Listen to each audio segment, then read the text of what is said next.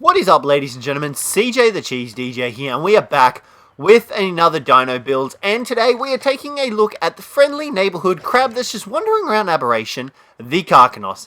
Now, this guy is definitely one of the best creatures to come out of Aberration. He's just one of the sickest looking creatures. He has a huge move pool and health pool and every pool kind of thing. They've got tons of damage that they can deal. They've got tons of different stuff that they can do. They are just amazing. So today we're going to be doing something a little bit different. In the past, our dino builds have mainly been about stats and where to, like put them into for what roles you want to do them for. Today we're doing something a little bit different. Today we're just going to go over the multiple roles that the KARKINOS has. Now, this first one that we are actually involving you guys with is the Dino Transporter build. Now, for these, you don't need to worry too much about pumping certain stats because already the base KARKINOS' health, weight, stamina, melee damage is pretty good.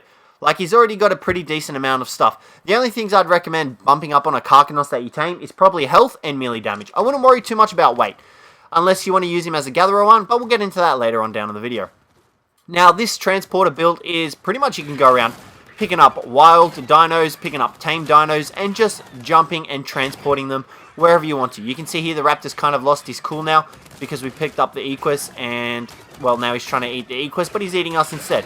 So if we were to drop the equus, there we go, the raptor will stop. Now, because we are so large and the KARKINOS is one of the largest creatures, most creatures don't aggro onto the KARKINOS, which is exactly why this raptor isn't attacking us. If we were to, say, pick up this ovis, it'll get angry because it wants to eat the ovis.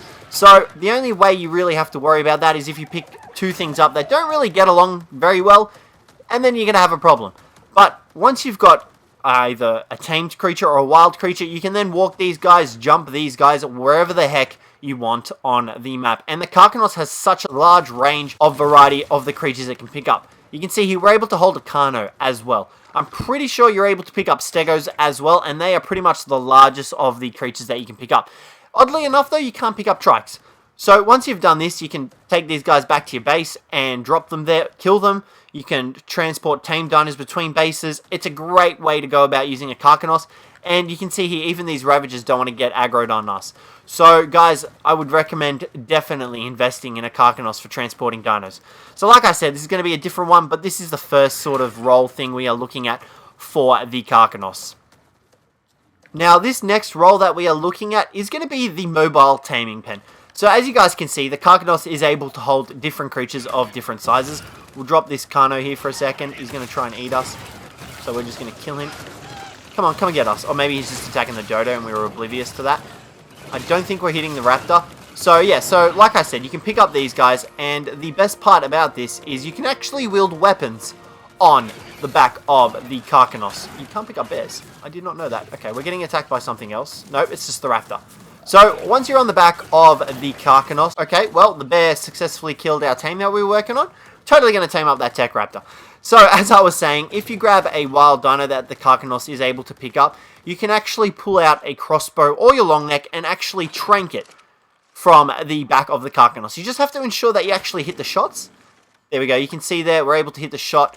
We'll tug at the HUD. There we go. You can see there. Now, once you've actually successfully knocked these guys out, you'll see they drop, and boom, bada boom. Just like that, you've easily knocked out a creature, and you can easily tame these guys up and then just pick them up with your KARKINOS and carry them back to your base. Or you can simply pick them up and walk them back to your base before tranking them so that they're in relative safety and you won't have to worry about them getting eaten by anything floating around on Aberration. Now, like I said, this works for all the creatures that the KARKINOS is able to pick up as long as you actually can hit its hitbox. Most creatures, I think, you are able to do that. I don't think there are any exceptions. Maybe the raptor. I think there is one where you actually hit the KARKINOS' claw instead of being able to hit the tame.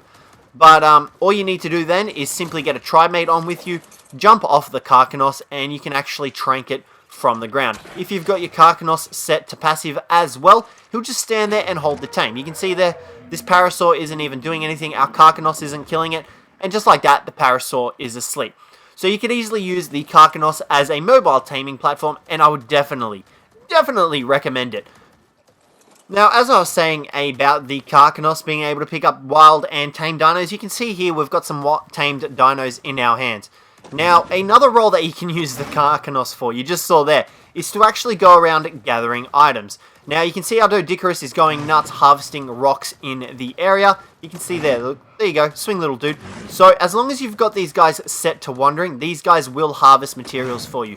Now, for some reason, I have no idea why, but the Anki is really bugged on consoles, and it doesn't actually go around harvesting any metal or anything when you've got it set to wander, or you've got it picked up with an RG. The Cjthecheesedj, on the other hand, he does a great job of doing so. Now, these aren't the only creatures that you can do this with. The Moshchop as well is a great creature to do this with, because you can essentially farm a lot of materials, leech blood, raw prime fish meat, raw prime meat, you know, organic polymer, everything with the KARKINOS. All you need to do is simply carry him in your claw, drop him when, oh, don't do it like that, drop him, and don't do it like that either, drop him when you've actually killed whatever it is you're trying to harvest up, and you'll actually just drop him straight on the corpse. The Moshchops will harvest it, pick him back up, and you can be on your merry way. If there is ever any trouble, you can easily just make a quick getaway by jumping, and you'll easily be clear of any dangers that were present at that site. So it's a great way to go out harvesting materials and resources, and the KARKINOS actually takes reduced fall damage as well, which is another added benefit. Now, the one thing I would caution you on is if you're coming into contact with base structures with a KARKINOS and Tames, do be very careful, because the KARKINOS can get the Tames to clip on the actual base structures, so you will lose them if you do so. But you can see here, even if you do come into contact with anything dangerous in the Ark, you'll easily be able to take them out. Simply drop your creatures a little bit further back. You can see they're over there getting harassed by Diplodocus, and you can send your KARKINOS in to deal all the damage and kill whatever it is that is in your way. Now, the second last role that you can pretty much get your KARKINOS to fulfill is a deep sea diver. Now, on Aberration, there obviously isn't very much ocean, because, well, it's all underground. However, if you do transfer your KARKINOS out to, say, like the island, the center, any of those sort of maps that utilize any water, your KARKINOS will actually float to the bottom of the ocean, and he'll walk along that ocean floor, which is a great way to go about gathering silica pearls, dealing with any dangerous creatures down there, or just, you know, having a good old time on the bottom of the ocean floor. Now, you can obviously drown yourself if you're not careful. However, when you do get to the bottom of the ocean, you can simply tap X multiple times, and your actual KARKINOS will jump straight to the surface. As well as that, when you actually dismount your KARKINOS, he won't fly up to the top of the water like many other creatures do, and forgive the lag, oh my god, huge lag spike here. There we go, that's better. So your KARKINOS won't actually float to the top like many other Tames do. He'll chill at the bottom of the ocean, waiting for you to come back, or waiting for him to follow you. So it's a great way to explore the bottom depths of the ocean, and take a look at underwater caves on other maps.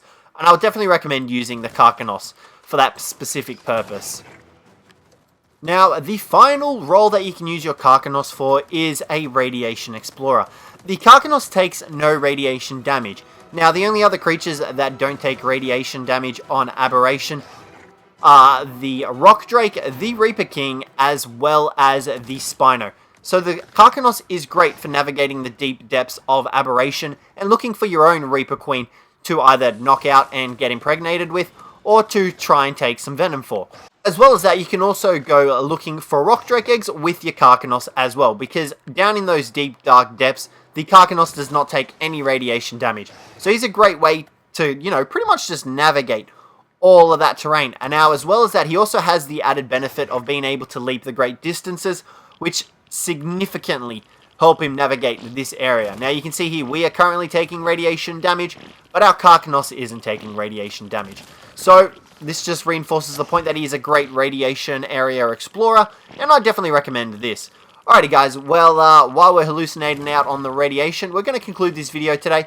Hopefully you found it useful. It's a little bit different to what we normally do. I just couldn't really come up with any other builds for the KARKINOS that would really utilize any of his stats, because the only thing you really want to pump up on this guy is health and melee damage, unless you want to pump a little bit of weight on him to help you out with those gatherer dinos. But even so, you won't really need to worry about that, because the maximum amount of weight that they'll probably get up to is about 600, 700. So it's entirely up to you guys, and I just hope these utility roles kind of helped you guys out today. So thank you very much for watching, and I hope to catch you in the next one.